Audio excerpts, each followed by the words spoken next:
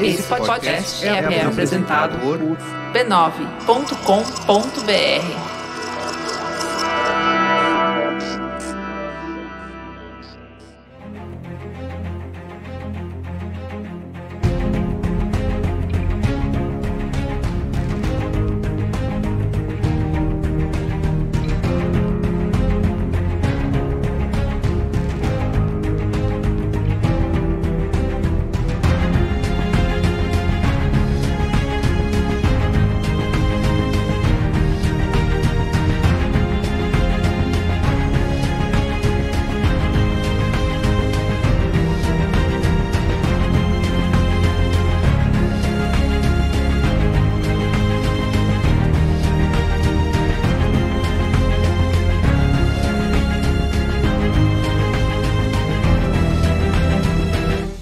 Eu sou o Carlos Merigo, esse é o Cinemático número 386. Estou aqui com Bia Fiorotto. E aí, Bia, tudo bem? Olá, Cinematicers. E de volta aqui é o Cinemático Carissa Vieira, que fez sucesso no último episódio que ela esteve aqui, o de Barbie. Então, foi. E aí? Ouva lá. E aí, Carissa? A aclamada Carissa aclamada. Vieira. Olha, é bom ser aclamada ao invés de ser chamada de polêmica. É uma outra sensação.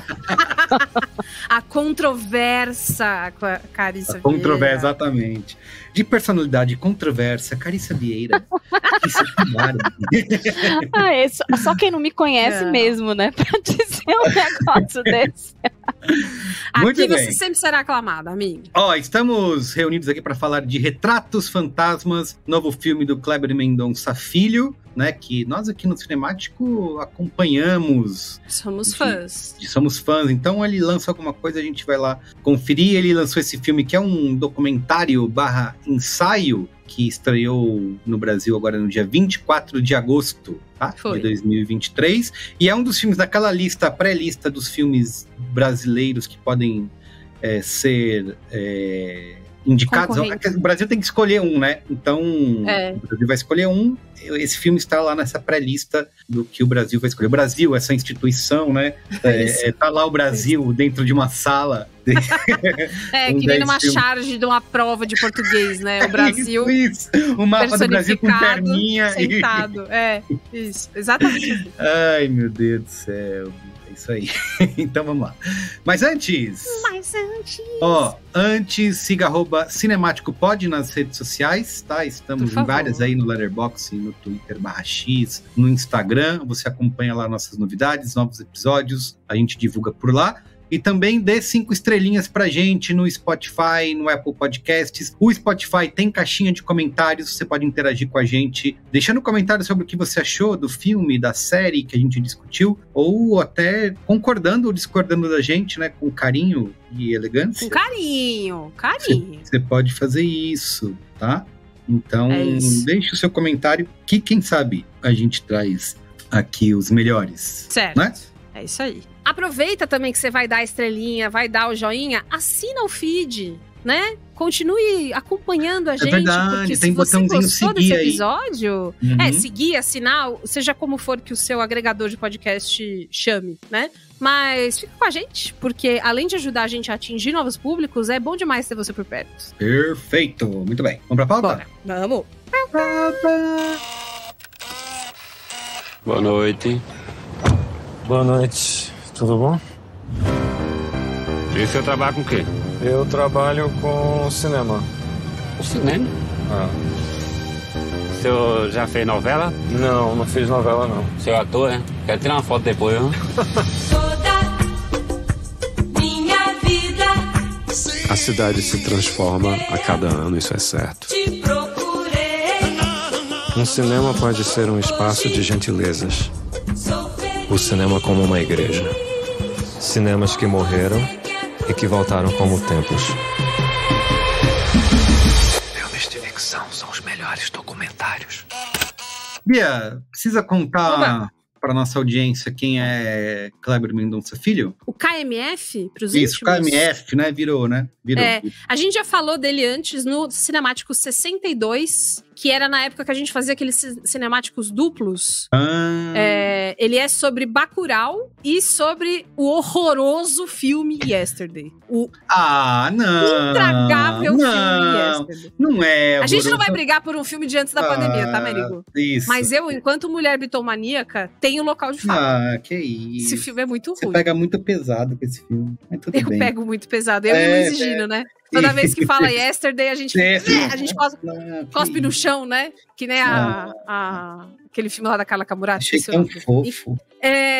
Bom, a gente já falou sobre o Kleber, mas não custa relembrar. Kleber Mendonça Filho, um homem recifense de 54 anos de idade hoje, crítico, roteirista, produtor, diretor, cineasta com todas as letras. Ele começou a carreira com curtas, experimentando com curta ficcional, curta documentário, e o primeiro longa dele, de 2008, chama-se O Crítico, e é um documentário. E o primeiro longa de ficção, O Pé na Porta já começa aí, que é O Som ao Redor. Que é um filme excelente, inclusive dependendo de quando você que estudou na Casper Libero entrou, era um dos filmes obrigatórios pra assistir da lista, já foi várias vezes. O Som ao Redor é um filme muito bom, de 2012. Depois de outros curtas que ele fez, como que não quer nada? Ele lançou Aquários. Tá na Netflix, O Som ao Redor, quem quiser assistir, não viu ainda. Boa. E o Aquários também. E o Aquários também. Adoro. Aquários é de 2016, Sônia Braga, uma conversa, inclusive, que lembra muito a conversa do Retratos Fantasmas, né? Já tem um pé nessa história da especulação imobiliária. É o meu preferido assim. Dele. Eu gosto mais até do que Bacurau. Eu sei que o Bacurau virou essa grande... Eu também. Virou esse símbolo, né? Isso. Em 2019, o filme que fez um homem levar 11 namoradas ao cinema. Cara, coitado do filme, que tem que ser sempre, né? O bacurudo, né? Tomou conta da conversa da rodinha de bar. Você não podia pisar fora de casa que vinha... Escuta, você já viu o Bacurau? É mesmo, você abria a geladeira, tinha esses memes, né? Você abriu o micro-ondas, saiu alguém. Você já viu o Bacurau? Você já viu o Bacurau? E é com razão, porque esse filme abalou, vibrou, fez muita coisa acontecer. Nunca vou me esquecer que a gente fez um Mamilos especial Bacurau com o Tomás Aquino. Começo da nossa amizade do B9 com o Tomás Aquino foi lá. Mesmo, Lembra? Nosso chapa. Posso só uma coisa nada a ver aqui? Claro. Super eu fiz faculdade com a irmã do Tomás. Olha aí. Qual que é o nome dela? Rafaela. Rafa. Um beijo do Cinemático pra você, Rafa Aquino. É Rafaela Aquino. Ela mora na França. Que chique. Nossa. A gente aqui, a família Aquino, best, né? A gente é fã, amigo. Depois disso, Tomás Aquino fez podcast com o B9. Fez um monte de coisa. Enfim, esse filme, ele não só foi muito importante pro cinema, como eu sinto que ele movimentou a vida de muita gente que trabalha com cultura, sabe? Então, fudido. Mas desses três, o meu preferido, que vocês falaram que o de vocês é Aquários, o meu é O Som ao Redor. Eu acho... A Maeve ela eu olho pra cara dela, eu fico feliz. Eu olho pra cara dela e falo, boa, arte boa. É isso que eu vou ver agora, sabe? Então, enfim. Porque ela tá no Aquários também, então você poderia gostar. Mas aqui o protagonismo, né? Enfim. Tá bom, vai. Agora, sobre Retratos Fantasmas, é que aí viram outros. Menina, já foi quase 4 cinemáticos diferentes antes da gente começar. Então, eu quero citar hoje uma entrevista de uma pessoa que eu e Carissa vimos hoje também, que é a Bárbara Demerov. Bárbara, você já participou de cinemático, já fez vários cinemáticos. Volta. Temos que trazê-la de volta. Ela entrevistou pra Veja, pras páginas amarelas, o Kleber Mendonça Filho. E é uma entrevista excelente. E nela, ele conta que esse documentário fala sobre o Recife, fala sobre ele, mas que os problemas que ele retrata ali e as reflexões que ele faz são mundiais. Então, como a gente falou, né? Especulação imobiliária, gentrificação, a coisa do mercado engolir um espaço aos poucos e a gente passar a ver mais igreja, mais farmácia, mais lanchonete dos Estados Unidos, trocar esse ganho emocional do coletivo, da história que não é por isso que não é lucrativo, porque ainda são negócios, né? Um cinema ainda pode ser lucrativo e tudo mais, mas trocar tudo isso por um ganho monetário imediato, ali, duro, né? Sem outros contornos, outra, né? Exato. E ele completa. A sua história, a minha, em algum momento, elas chegam a uma encruzilhada onde se atrelam à história de uma cidade. Se você mora em São Paulo, é inevitável que a sua trajetória se misture aos espaços, às manifestações políticas e à destruição que ocorre aos poucos, através de novos empreendimentos imobiliários que tendem a demolir o que existia antes. Tudo faz parte de uma história física que acaba te impactando. Se você quer contar a sua própria história, acaba virando algo natural. Eu ia dizer escrever, mas eu não escrevi esse filme. Ele foi escrito durante a montagem e durante as minhas narrações. Muito bem. Exato. Sinopse? Sinopse. Em Retratos Fantasmas, Kleber Mendonça Filho nos mostra, por meio de registros históricos e memórias pessoais, como a tradição de produzir e ir ao cinema pode contar a história do centro de Recife e das pessoas que por ali passaram e ainda passam. Muito bem. Repercussão do filme, ó, tá ótima, né? No Letterboxd 3.9 de 5. Altão, né? Alto. Pelo que eu vi, tem uma lista prévia lá de melhores filmes, melhores filmes avaliados, né? De 2023, e o Retratos Fantasmas está lá. Rotten Tomatoes, 100% da crítica aprova o filme, e não temos review do público ainda, né? Suficiente para ter uma cotação ali, mas a crítica também. A crítica, quando é filme sobre filmes, né? Filme sobre cinemas, tende. Isso, filmes meta, né? Isso, exatamente. Repercussão, tem uma coisa que eu queria abrir, que é Carissa. Oi. Carissa hoje me contou coisas interessantes que andam sendo ditas sobre o filme e sobre a postura do Kleber durante a narração do filme, que vai tomar no cu, entendeu? Então, amiga, pode chegar, a casa é sua. Então, é que tem realmente uma repercussão, rolou logo quando o filme saiu aqui no Brasil, né, que ele teve período de pré-estreia, né, antes do lançamento oficial. Mesmo. Foi, dos festivais, né? Antes da Carissa continuar, a gente não, é um episódio sem spoilers, né? A gente vai falar...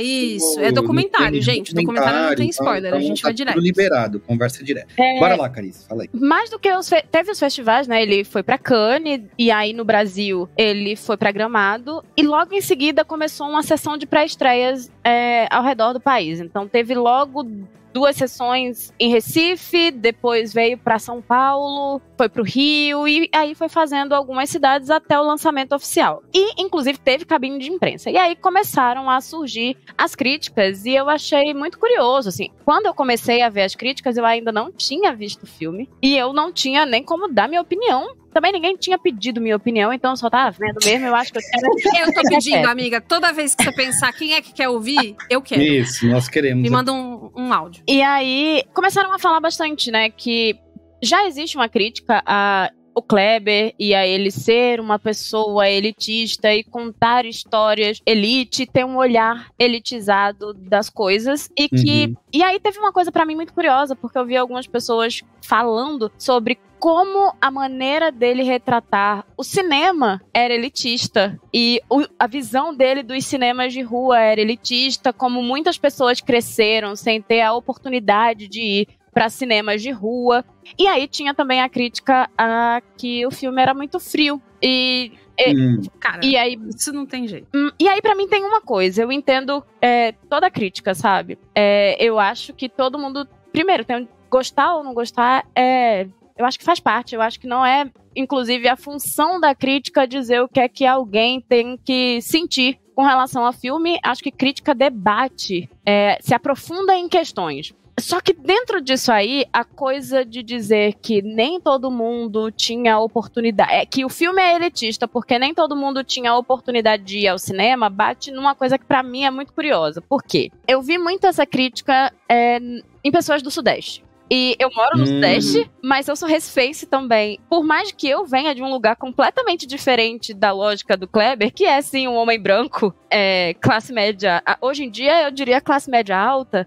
Quando ele era mais jovem, eu não diria exatamente isso não, tá? Mesmo que ele hoje more numa área... O filme, ele mostra coisas do filme, o bairro de Setúbal, ele cresceu muito, mas, assim, quando ele se mudou, na época que a mãe dele comprou aquele apartamento, Setúbal não era uma área de classe média alta. Então, eu acho que tem nuances por aí. Mas, mesmo sendo perto da praia, porque é o que me chama atenção. A gente morava 250 metros da praia. Eu falei, então isso já indica alguma coisa. Sim, perto da praia, né? Hoje é uma área valorizada, tá? Eu gravei meu TCC nesse bairro, num apartamento maravilhoso lá. Então, assim, sim, é um bairro que tem apartamentos e casas ótimos, mas hoje, nem sempre foi assim. Não é também que era um bairro que não tinha... Um péssimo bairro, nunca foi isso, mas, assim, não era um bairro originalmente de classe média alta. Mas eu acho que a grande questão pra mim é a crítica de dizer assim, as pessoas não tinham condição de ir ao cinema de rua. E assim, eu acho que depende de onde você tá falando. Óbvio, existem realidades e realidades, mas quando eu era criança, dentro da cidade do Recife, sabe, existiam cinemas de rua com sessões de cinema a R$1. Então, eu acho que eu entendo as críticas, eu acho que todo mundo tem, inclusive, o direito de achar que o filme é muito frio, que o filme é ruim, ou o que quer que seja. A gente também vai partir até da nossa visão de cinema e da nossa vivência também. Mas justamente essa questão da vivência, eu tenho um incômodo muito grande com essa lógica da crítica sudestina. Ai, não me batam. Não, pelo amor de Deus. Mas assim, é de achar que a experiência do Sudeste é a experiência universal. Não existe o famoso achar que o mundo todo é a sua roça, né? E assim, primeiro, sabe, eu já não acho que existe experiência universal. Pensa, eu sou recifense, mas a minha experiência é completamente diferente da experiência de vida do Kleber. Eu sou uma mulher negra, sabe? Ele é um homem branco. Isso aí já vai criar uma distinção bizarra em como a vida funciona pra mim e pra ele. Mas eu acho muito curioso, assim, como eu vejo, às vezes, essa lógica em alguns comentários, vivendo aqui no Sudeste, de como as pessoas acham que as experiências são muito universais e que até as experiências de minorias sociais são universais dentro da lógica do Sudeste, e elas não são. E assim, se foi muito difícil pra muita gente ir ao cinema durante a vida toda, pra mim, nunca foi. E, óbvio, eu também tenho noção de que eu venho de uma lógica com certos privilégios e tal. Mas, assim, tinha sessão de cinema em cinemas que são retratados ali, sabe? Sim. Por R$1. Meu avô ia pra alguns daqueles cinemas. Eu cresci ouvindo. A cidade tinha muito cinema. E cinema, inclusive, eles citam um cinema no bairro que eu cresci. Ai, que da hora. Sim, eu nunca conheci esse cinema, gente. Minha mãe que falava dele. Olha só, eu fiquei pensando muito nisso enquanto eu assistia, que é a experiência de recifenses assistindo ao filme, porque deve ser uma outra... Um outro significado, contexto, né? Um outro peso. Né? É isso que a Carissa está trazendo pra gente. A pessoa tem um contexto morrendo de vontade de ir. Histórico-social. Eu já fui pra Recife uma vez a trabalho, só foi um bate-volta, e a Ju tá doida pra ir passar um carnaval lá, né? Por que favor. disse que é a gente foi um carnaval pra Salvador, e aí todo mundo falou, agora vocês têm que ir no carnaval de verdade, ó, a briga entre os galera de Salvador. Mas são os dois carnavais que verdade. você tem que ir na vida. Pois é, eu ouvi falar isso também. Então, fiquei morrendo de vontade de passar por esses lugares que ele fala ali, né, no filme. Enfim, mas, Carissa, fala, você gostou, você não gostou? Como é que é a sua relação? Eu acho que pra mim já começa o seguinte, eu amo o centro do Recife. Como ele diz várias vezes, e eu acho que é uma experiência muito particular pra quem ama o centro do Recife, e dando contexto. Tem gente que mora no centro do Recife, óbvio, uma das minhas melhores amigas hoje mora no centro do Recife, mas uma grande parte da população não mora no centro do Recife também. Então, assim, existe uma relação grande com o centro, mas existe essa coisa de morar outras áreas da cidade, onde você tem realmente até tanto áreas que o dinheiro hoje tá lá, quanto áreas que não tem tanto dinheiro, né? É uma cidade com uma dicotomia bem grande com relação enfim,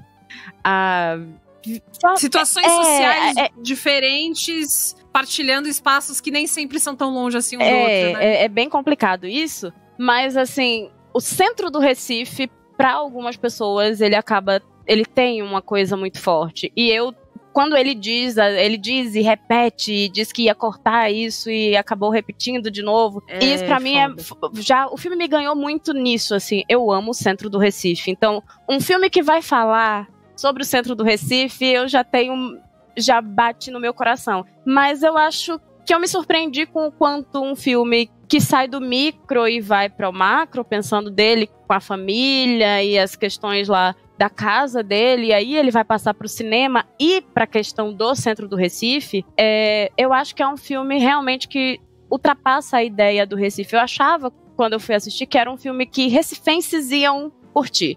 Mas eu ficava, será que alguém vai gostar de falar sobre cinema de rua do Recife? Só que o filme é muito mais do que sobre cinema de rua. E eu, particularmente, me interesso por cinema de rua e me interesso pelos cinemas de rua do Recife. Eu também sou uma apaixonada pelo Cinema São Luís, que está fechado e que ele fala e que, assim, formou mais de uma geração de pessoas que hoje trabalham com audiovisual e que não apenas as que trabalham, sabe? É uma cidade que consome muito audiovisual. Se produz tanto audiovisual lá, porque se consome audiovisual também. Então, existe uma lógica de formação de público e o cinema de rua, ele faz parte dessa formação de público do recifense, sabe? Então, eu gosto muito do filme. O filme me toca de muitas formas, assim, e me dá muita saudade, porque eu não moro na minha cidade. Ai. E, ao mesmo tempo, me deixa muito triste. O descaso ao centro do Recife, e a gente tem, tipo, sei lá, uma relação com as pontes da cidade, sabe? Toda coisa. Sim. E é muito frustrante ao mesmo tempo, sabe? Então, ele é meio nostálgico, mas ele também ele é meio agridoce pra gente, sabe? E, ao mesmo tempo, é muito engraçado porque é um filme que fala sobre Recife. Recife é a protagonista do filme pra mim, não é o Kleber. Mas mostra muito pouco da cidade, inclusive. Sim. Engraçado você falar de ficar triste, eu tive um sentimento o contrário, assim, né? Apesar de ter mostrar, né, essa decadência do centro, de como alguns espaços desapareceram, mas eu acho que a maneira como ele acaba homenageando esses espaços, né, e no fim mostrando os cinemas como ou grandes palácios ou as igrejas, né, eu fiquei um pouco no começo, no meio ali, nossa, mas que triste, né, isso, mas eu acho que a maneira como ele toca nesses assuntos não me faz sair do cinema triste com o que ele mostra ali. Mas eu nem saí triste do cinema, sabe? Mas eu fico triste com a decadência do centro. Sim, obviamente, acho que para quem viu isso de perto deve ser uma outra experiência, né? E você, Bia, fala aí. Olha, eu fiquei tão feliz. Esse filme é muito bom, né? Eu gosto muito do Kleber, do Clé, né? Que como a gente que é amigo chama ele, né? Não sei vocês. Com certeza também. Enfim, eu gosto dele porque eu gosto do jeito que ele pensa nas coisas. As obras dele têm um jeito de pensar, uma cadência de pensamento dele, que eu não sei explicar o que é. Mas eu sempre fico interessada com as coisas que ele vai contar. Verdade. Então, um filme que é ele me contando a história, porra! Pode ter 4 horas, assim. Eu me senti num final de semana na casa dele, que ele começou a me contar da casa. Aí ele falou, que inclusive isso aqui... Peraí, vou chamar um Uber, a gente vai lá pro centro que eu vou te mostrar um negócio. Eu me senti desse jeito, sabe? Sentadinha ali com ele, ouvindo as histórias, escarafunchando as coisas dele junto com ele. Tem uma... É engraçado, olha, não é que eu quero xoxar a Petra Costa, tá? Não é isso. Mas é que ela tem um jeito de misturar a própria história com as coisas que ela documenta, de um jeito que eu sinto que ela rouba o protagonismo. É muito criticada, né? Por isso, assim, ela sempre se... Pois é. É verdade. Boa comparação. E assim, eu entendo como que a gente, quando vai contar uma história que atravessa a gente, ainda mais história do Brasil, né? E da nossa cidade, das coisas que a gente faz, atravessa mesmo, bicho. Todo mundo tem a história de onde você tava quando o Bolsonaro foi eleito, assim como agora a gente tem onde você tava quando o Lula foi eleito. Tipo, isso sempre, pra sempre vai atravessar a gente. E não é um demérito que você cruze as histórias. Mas é que o Kleber sabe, ele sabe, porque ele faz isso há muito tempo. Não só porque, talento, ele nasceu assim. Ele é nerd, né? Muito claramente, ele é um grande CDF.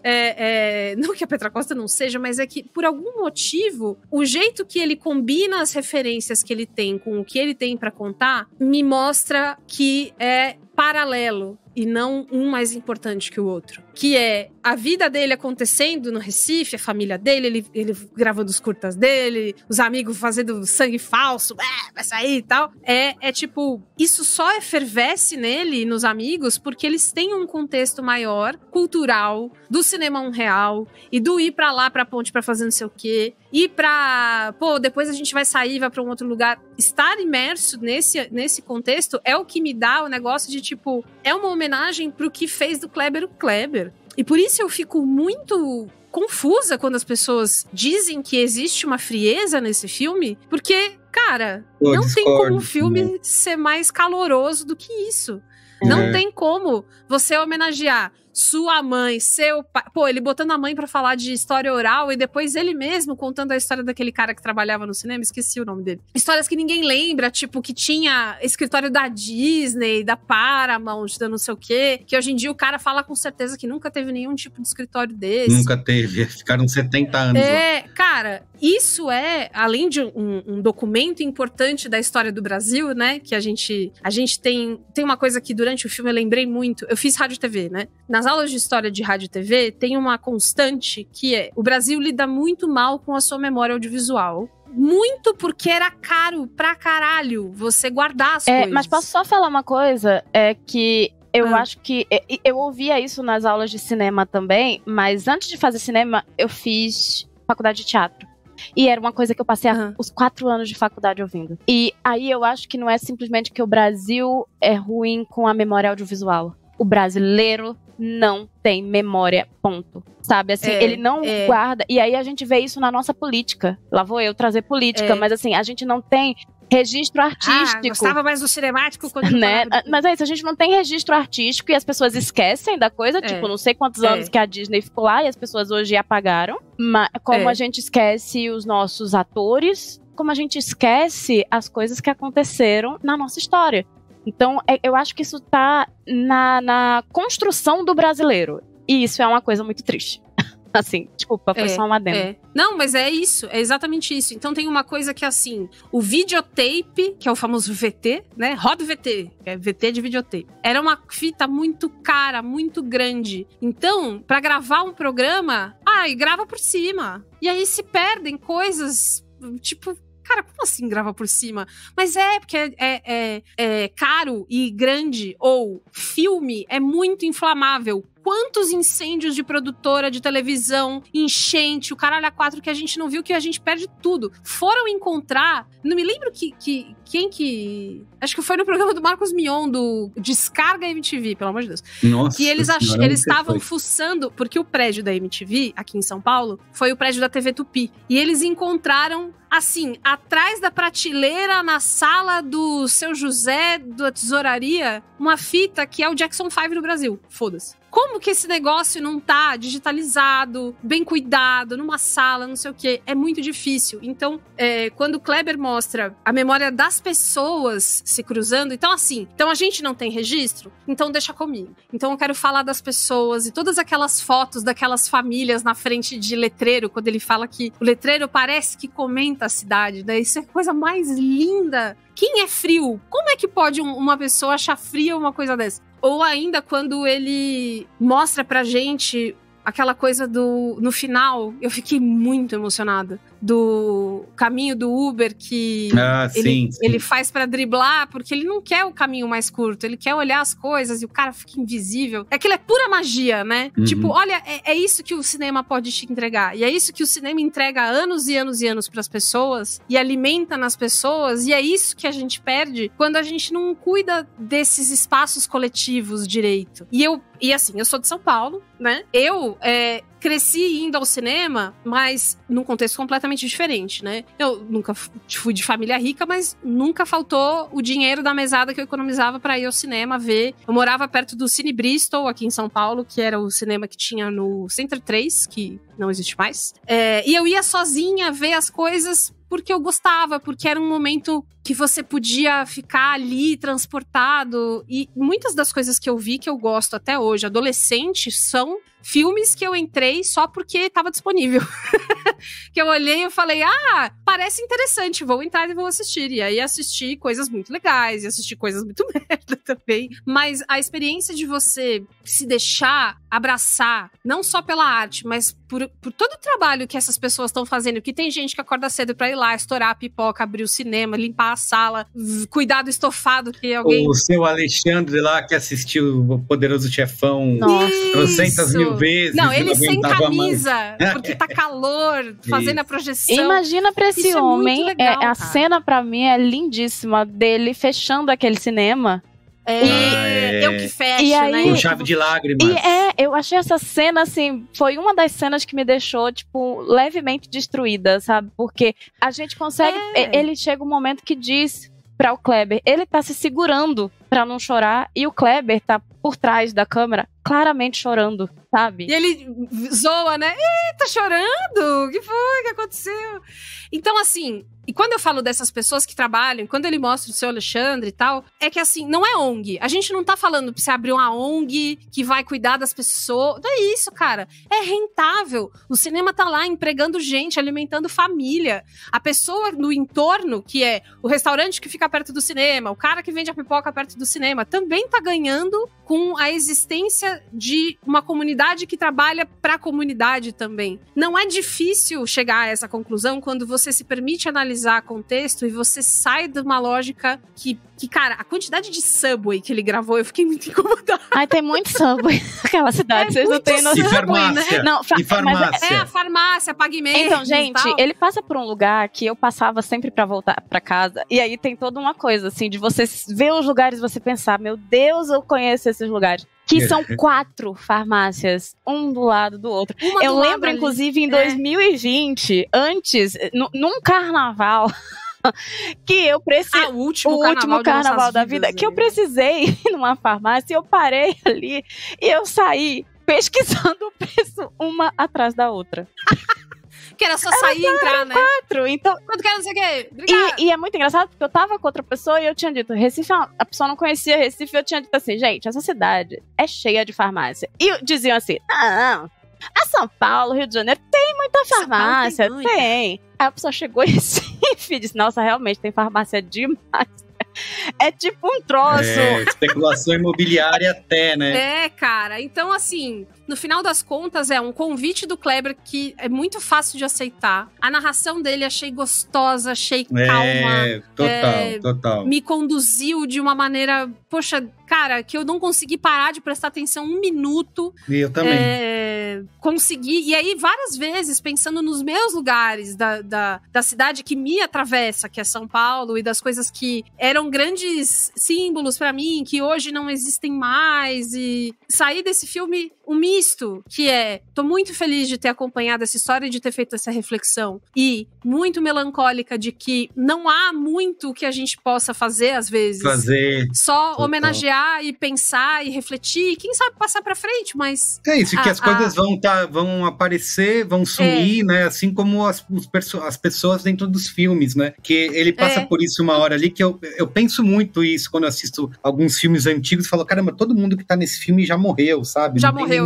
Nenhuma pessoa que tá aí tá viva, né? E ela tá ali, né? Então tem muito essa conexão, né? E aí é isso, eu acho difícil você ver o filme e não lembrar dos próprios fantasmas da sua vida, das pessoas que passaram e das relações, assim, você pensa da sua relação com no meu caso é com a própria cidade do Recife, mas assim, a Bia falando de São Paulo, mas pra mim foi muito curioso essa coisa que eu disse assim, nossa, eu lembrei do meu avô, que não era a pessoa, ele gostava de cinema, mas não é minha maior referência com relação à minha criação como uma pessoa que ama cinema. E os lugares e a coisa do cinema e das pessoas que estão trabalhando ali, a maneira como ele conta essas histórias me remeteu a outras pessoas, sabe? Então, eu acho que o filme ele é muito permeado de fantasmas de vários tipos. Sim. Mano, nossa, Carissa.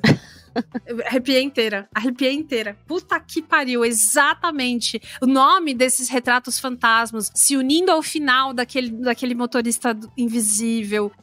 O Merigo, nossa, gente, que filme. Isso, olha, queridos Cinematicers, faz alguns meses que eu estou aqui fixa. E eu acho que é a primeira vez que eu tenho uma das respostas pra, tipo, o que faz um filme bom? Olha a qualidade da discussão e da reflexão que esse filme provocou em 3 pessoas que levantaram, foram ver o filme, pagaram, sabe? Não nos subestima, não nos coloca, não nos explica tudo que tem que explicar do jeito mais mastigadinho, não sei o quê. Num filme com uma narração em primeira pessoa. Perfeito. Que as pessoas adoram dizer que foda. Documentário em primeira pessoa não te dá possibilidade pra pensar. E eu acho que esse filme dá possibilidade pra pensar. E eu tinha essa discussão, eu já tive essa discussão muitas vezes na minha vida e tinha dificuldade, sempre tive dificuldade, assim, pra defender o meu ponto. Não tenho mais. Mas, assim, é tipo, porque dizem que documentário em primeira pessoa não abre essa possibilidade, né? Ele te entrega tudo de bandeja. E eu acho que existem, sim, muitos documentários em primeira pessoa que não te permitem pensar. Cheguei a ver alguns esse ano, infelizmente. Mas ao mesmo tempo você tem um filme como esse que mostra que tem como a pessoa se colocar ali naquela história, ela tá mostrando o que ela quer mostrar, dizendo o que ela quer dizer, mas ela também abre margem, interpretações e para coisas particulares de quem assiste. E me parece que ele tá interessado. Me parece que se eu cruzar agora com o Kleber, eu vou falar, escuta, senta aí que eu vou te contar o que eu achei das coisas a partir do que você falou. E a impressão que eu tenho é que ele vai sentar, amiga, e que ele vai falar, pô, tem muitas nuances, né? Uma coisa que eu gosto, assim, eu me lembro muito aquele documentário do João Moreira Salles, que é No Intenso Agora, que ele também parte de ser um ensaio, né, pessoal para uma coisa mais ampla, que eu gosto até do documentário, acho que inclusive um trabalho de imagens que ele faz ali é incrível, mas ao mesmo tempo acho que ele tenta trazer muitos temas embaixo de um mesmo guarda-chuva e talvez não funcione tanto, mas aqui eu acho que é o inverso, né, você tem ali ele começa ali num lado mais pessoal, depois vai mais para a cidade, e eu acho que ele consegue fazer essa expansão, né, que é você sair dessas ruminações pessoais, poéticas que ele tem, e trazer um cenário ali de as mudanças na cidade, ou de padrões sociais, né, que a gente segue em inúmeras cidades ao redor do mundo. Ele consegue fazer essa expansão e fazer a gente contemplar junto com ele, né? Eu acho que é um dos méritos. E, assim, texto, né? Acho que tem duas coisas. O texto, que muitas vezes é engraçado, é irônico, né? É divertido, né? Eu acho que isso ajuda. E eu fiquei muito pensando nisso que a Bia falou, né? Que talvez alguém poderia falar, nossa, mas isso não é um tom de você narrar um documentário, né? Você não tá fazendo, né, uma voz, não né? Tá falando igual o Castelo Rá-Tim-Bum. Olá, você não tá fazendo o centro de Recife era super diferente nessa época. Você não tá fazendo Parece que ele tá relaxadão lá no sofá de casa. Na sala, de pontando. E é isso que é legal, né? Isso que torna gostoso você ouvir, Eu fiquei muito pensando isso durante o filme, eu não tenho explicação, talvez, acho que é o que a Bia falou, que é você se sentir conectado e o tempo inteiro interessado, assim, alguém contando uma história e você tá assim, né? Tipo, E depois? E depois? Deixa eu ver a foto? Deixa eu ver que foto é essa? Ele consegue isso, então acho que essa curiosidade que ele tem, essa brincadeira que ele faz com o material que ele tem ali, né, próprio material que ele tem de arquivo e depois o que ele vai produzir, eu acho que isso ajuda a constituir essa obra que nos deixa pensar junto com ele, né, na verdade, assim, mesmo sendo em primeira pessoa. Gente, é a história do cachorro, que ele ouve o latido do cachorro que morreu, nossa, e só depois ele se ligou. Que era o próprio filme dele. Mano, eu achei muito bom, porque coisas que são a minha cara, inclusive. Gente, eu tô ficando maluco, eu tô ouvindo cachorro. Cala a boca, mano. Ouvindo espírito. Na Globo. E outra coisa que ele não explicou, né? Que é aquele espírito que aparece ali na foto. É verdade, que ele pegou. Tem a brincadeira dos letreiros também, que quando ele falou que foi digitalizar, o negócio ficou se mexendo. Que o letreiro tá falando Cara, esse bagulho do letreiro é muito foda, porque é isso, né? Ele fala, é um negócio de contar, ele conta a sua própria história e localiza a gente no tempo. O que tem de filme, né, que utiliza esse recurso, né, de usar o letreiro do fundo do cinema, da fachada do cinema para se localizar, né, para dizer em que tempo que a gente tá, é um negócio muito usado e que se perdeu, né? É uma herança perdida aí. Mas não totalmente esquecida, pois Kleber e outros grandes cineastas que também, outros estudiosos que também guardam essa memória pra gente, estão aí pra isso. E aí, assim, é legal de ser às vezes as pessoas pensam isso como uma crítica, né? Mas é um filme menor, né? Claramente ele tá tentando fazer ali... ele não tem uma ambição de fazer algo grandioso, ele não foi lá né? falar com o Lula pra... né? Exato. Ele não tem essa ambição. Que eu fui lá pra Brasília. Ele tem esse lado muito pessoal, né? Assim, então... acho que isso ajuda muito, contribui muito pro sentimento que o filme deixa. Só me deixa triste uma coisa, é que, diferente da época do Bacurau, lá vou eu, ó a política de novo. A gente tinha corte de tela. Hoje não tem. Então é muito mais difícil pra chegar nas pessoas, mas o filme já conseguiu, acho que 40 mil, sei lá, já tem... A Bia queria essa resposta aí. Eu não achei essa info, amiga. Você tem Eu vi ele falando, acho que no Twitter, mas só que aí muda, né, com o passar dos dias. Sim. E talvez, eu acho que na entrevista da Bárbara tinha um número também. Deixa eu ver se eu acho aqui. Em São Paulo mesmo tá difícil de assistir, né? Só tem uma grande rede aí de cinema passando. Em Recife é o lugar que o filme tá com mais sala, porque o Recife é bairrista. E ele vai de novo, e ele vai bater no peito, entendeu? Porque a gente... Eu imagino assistir o filme lá no São Luís. Era o sonho do Kleber e o sonho de todo recifense. Aí, como São Luís tá fechado, foi pro Teatro do Parque, mas tava bom, porque o Teatro do Parque é assim, um lugar lindo, maravilhoso. E eu fiquei com muita inveja de todos os meus amigos que foram assistir lá, mas tudo bem.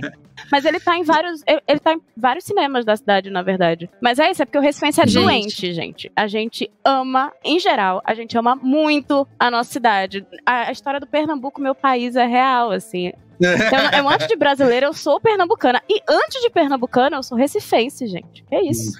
Muito bom. Achei aqui que até o dia 3 de setembro de 2023, já tava passando dos 30 mil espectadores, sendo uns 4 mil no final de semana, reportado pelo próprio Kleber. Inclusive, eu queria falar, tem um outro tweet que ele deu RT, que é um cara falando, é apaixonado pelo filme, Kleber Mendonça, te tenho como figura paterna. Caramba. Isso é uma coisa legal do filme, é que também, pra quem assistiu os outros filmes dele, também tem essa ajuda, bastidores, né? De como ele chegou em algumas coisas, o negócio do cupim de aquários, né? E essa é se eu posso fazer uma crítica ao filme, seria essa, assim, acho que ele é muito pra iniciados, né? Eu não vejo, por exemplo, o filme tá aí nessa pré-lista pra Oscar, eu acho que você precisa ter não um conhecimento da vida dele, mas algum tipo de conexão com a obra dele, né? E ele vai falando alguns nomes ali soltos durante o filme, você precisa ter essa conexão para você saber do que ele tá falando. E talvez até mais do que com a obra dele, porque eu acho que com o cinema, porque ele também cita, sei lá, o Tony Curtis, a Janet Leigh. Isso. E eu acho que não necessariamente isso faz o filme perder o sentido. Mas ele cresce se você tem as referências. Isso aí. Concordo muito. Muito bem. Vamos dar notinhas? Vamos! 0 a 5 estrelas. Caíssa, começa você aí. Já disse, eu sou recifense emocionada, gente.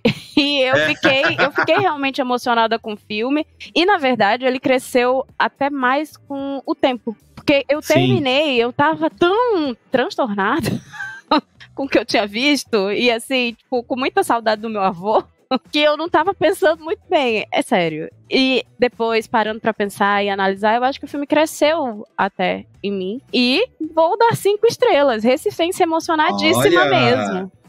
Aí, muito bem, representando. E você, Bia? 5. 5 estrelas. 5? Olha isso! 5 sem Caramba. dó.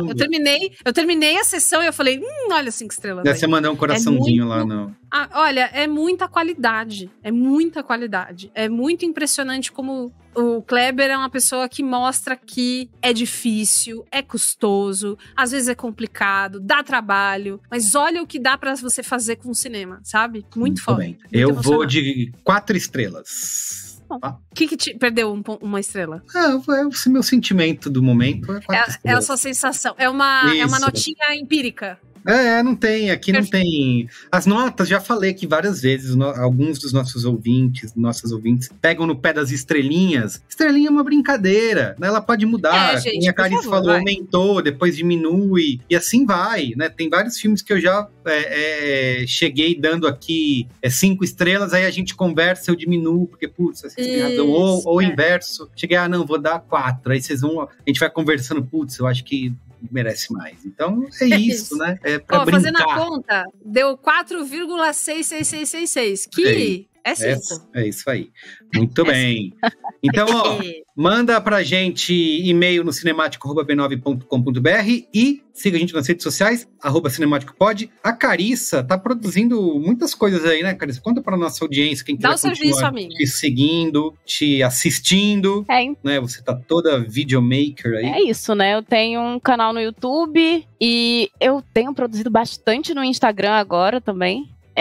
Faço vídeos falando sobre cinema e audiovisual, em geral com recorte de gênero e raça, e é isso. E é isso. Confira. Inclusive tem o Apoia-se da Carissa, que a Carissa tá esquecendo de falar. Eu não sabia que eu podia falar aqui. Eu também tenho um Apoia-se. Pelo amor de Deus. Eu sou apoiadora, inclusive. É verdade. Eu atesto e dou fé, porque eu recebo os textos da Carissa, eu apoio o trabalho da Carissa, porque assim como o Kleber tem muita qualidade, Carissa tem muita qualidade, muita bagagem, sabe muita coisa, e ver as obras pelo olhar dela você sempre fica, não tinha pensado nisso. Sempre, toda vez. Eu acho que não teve nenhuma das vezes que eu não pensei, não tinha pensado nisso. É muito Olha que mulher linda, né, gente? Pelo amor de Deus, a Bia é a coisa mais fofa desse mundo. Mas é verdade. Se não fosse verdade, eu poderia só falar, ei, amiga, tudo de bom, hein? Então, apoia.se/Carissa Vieira, com 2 S. Isso. Muito bem, faça isso. Gente, obrigado. Sempre incrível conversar com vocês. Beijo. Tchau.